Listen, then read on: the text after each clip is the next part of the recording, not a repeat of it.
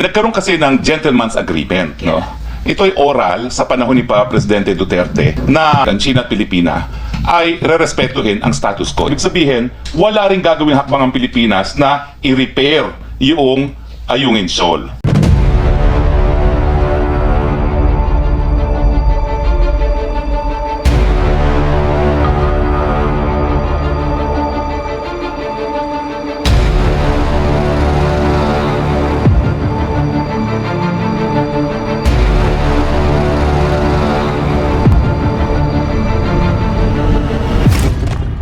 Pwede nang atakihin ng Pilipinas ang China. Gulo sa West Philippine Sea. Biglang nagdeklara na rin ng Amerika. Ayon sa nakalap nating impormasyon. Sige, bombahin nyo pa kami dito, China. Itutok nyo pa sa PCG. Dahil pag yan tubig nyo, meron daw ditong Pilipinong napatay. Sisindi ang American Mutual Defense Treaty.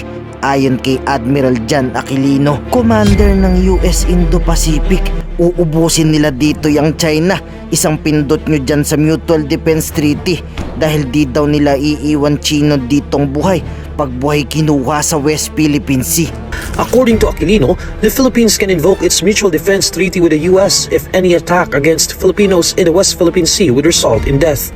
Under the mutual defense treaty, Manila and Washington agreed to come to each other's aid in case of an armed attack on a public vessel, troops, or an airship.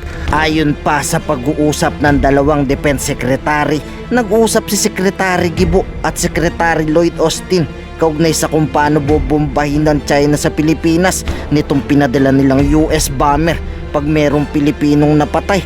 Kaya takot na takot ang China sa US bomber. According to a readout coming from the U.S. Department of Defense, Austin reaffirmed the U.S.'s ironclad commitment to the Philippines. Austin also stressed the U.S.'s support for the Philippines in defending its sovereign rights and jurisdiction, pointing out that the U.S. and the Philippines have a mutual defense treaty in place. According to the U.S. Defense Department, the two high-ranking defense officials agreed to the importance of preserving the rights of all nations to fly, sail, and operate safely and responsibly wherever international law allows.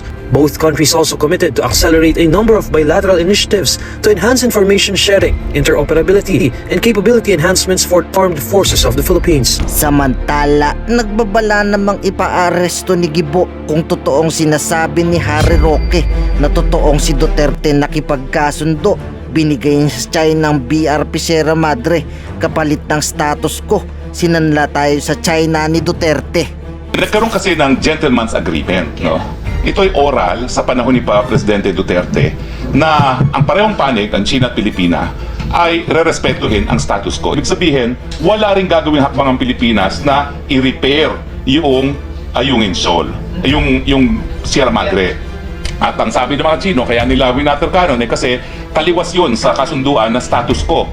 Dahil ang status quo, hindi dapat magpapadala ng mga materyales for repair nung Sierra Madre. Ngayon, ikaw bilang Pilipino, ano ang masasabi mo at reaksyon sa balitang ito? Mag-iwan ka ng komento sa ibaba at atin pong babasahin isa-isa.